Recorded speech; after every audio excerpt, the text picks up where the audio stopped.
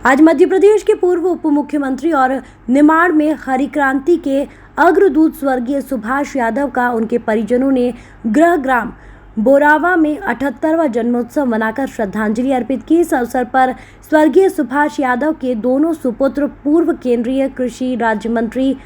अरुण यादव और मध्य प्रदेश के पूर्व कृषि मंत्री और कसरावत के विधायक सचिन यादव सहित देश प्रदेश और निमाड़ अंचल से आए उनके स्नेही प्रशंसक, समर्थक और कांग्रेस कार्यकर्ता मौजूद थे।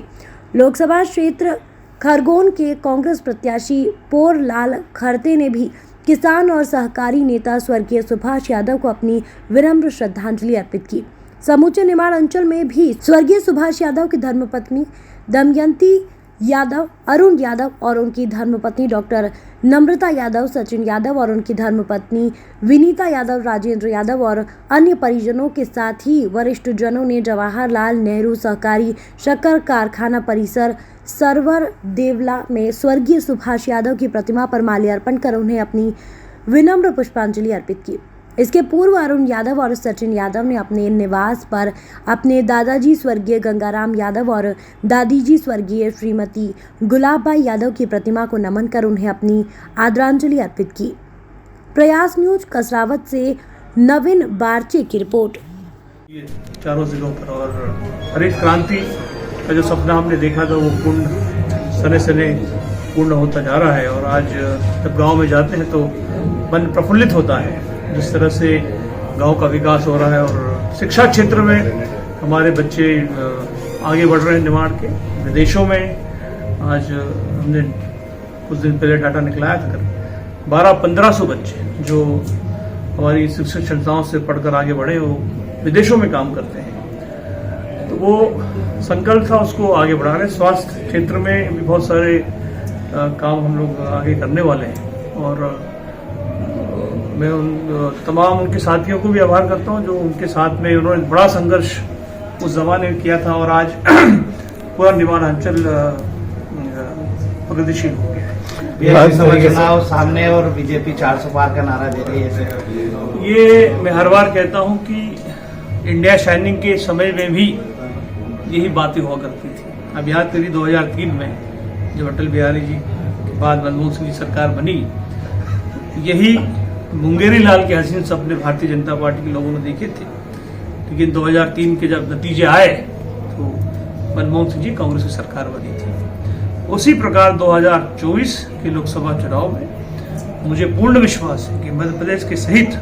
पूरे देश भर में बदलाव की बयार नजर नहीं आ रही है और जिस तरह से एक हिटलरशाही देश में चल पड़ी है, जिस तरह से लोकतंत्र की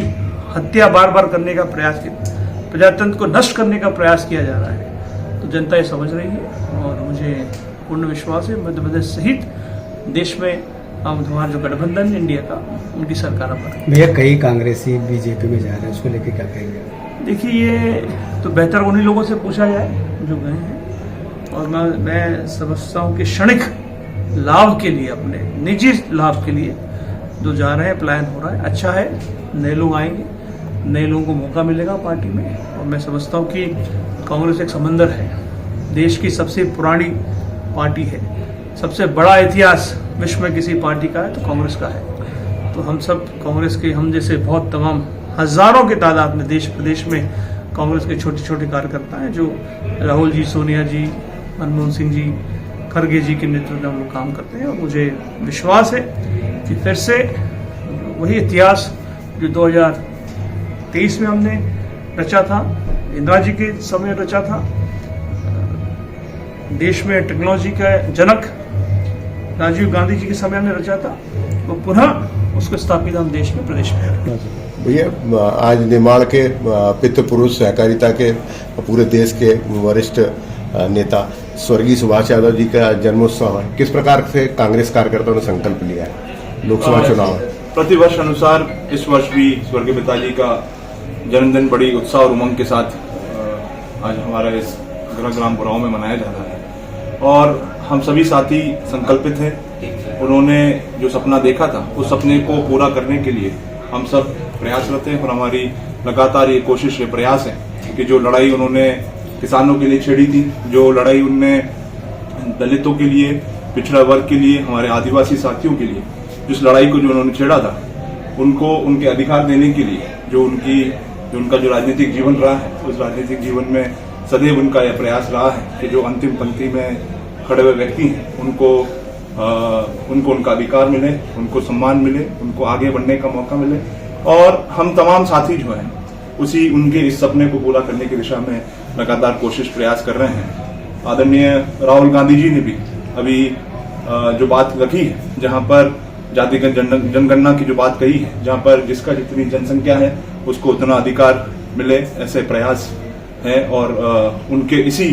का जो संकल्प था, उस संकल्प को आगे बढ़ाने का काम ये लोकसभा चुनाव में कांग्रेस के कई नेता और कार्यकर्ता जो बीजेपी में जा रहे हैं, ऐसे में कितनी चुनौतियां देख रहे हैं सामने? देखिए, मैं इसको चुनौती के रूप में नहीं मानता हूं। मैं ये लोगों के अपने अपने विचार हैं। और जहां तक कांग्रेस पार्टी का सवाल है, कांग्रेस पार्टी एक पार्टी नहीं है, एक विचारधारा है। और लगातार अगर कोई लोग छोड़ के जा रहे हैं तो निश्चित रूप से जो वहां पे जो जगह रिक्त होगी, उस रिक्त जगह को पूरा करने के लिए जो हमारी नौजवान पीढ़ी है, इस नौजवान पीढ़ी जो है आगे आएगी और उस नेतृत्व को,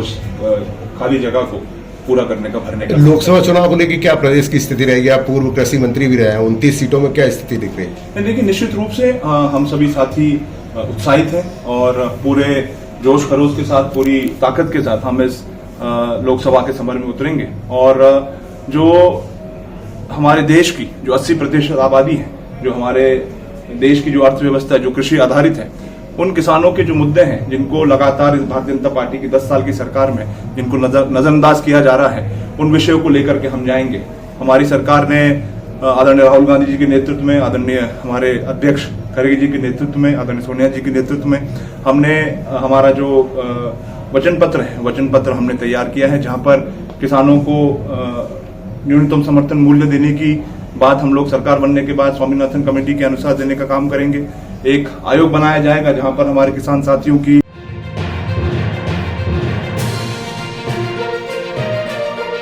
प्रयास न्यूज मध्य